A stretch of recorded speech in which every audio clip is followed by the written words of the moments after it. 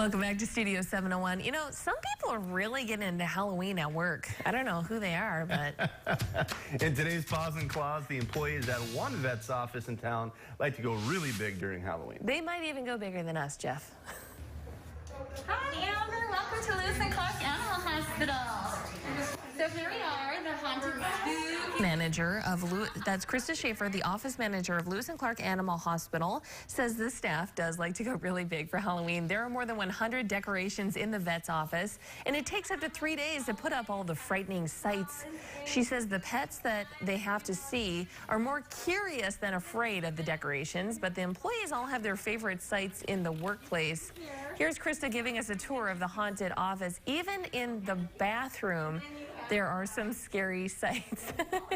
Now, Krista says her favorite decoration is the Medusa behind the desk, but they just have so many decorations, and it's really fun. They really get into the spirit there, which is fun. I think Medusa of the Mglada. Medusa. I think I know what you're quoting. Adam Sandler. Now, as a pet owner, there is nothing scarier, of course, than worrying about your pet's health. And while we're all having fun during Halloween, it's important to remember some safety tips for your best four-legged friends.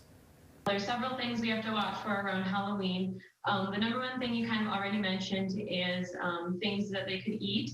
So chocolate, xylitol, which is like a sugar kind of substitute, nuts, those are all things that could be toxic to pets, so we definitely don't want them eating any of those things. If they would, we definitely want you to contact your veterinarian right away to talk about it. Other things even they could ingest, like decorations, if they're wearing like a costume with something that dangles, cats and some dogs, they're going to want to grab at that, and we wouldn't want them to ingest anything like that. So wires and anything they could eat that would cause them problems, we want to watch for that as well. Something that people don't tend to think about with your pumpkins, there's a candle inside, and if pets end up knocking that over, that could easily start a fire. So we definitely want to be careful with any sort of candle. Again, costumes, we just want to make sure your pet feels comfortable in that costume and that they're enjoying it as much as we are. There's my dog in his costume. I'm not sure if he's enjoying it or not. He seemed to be.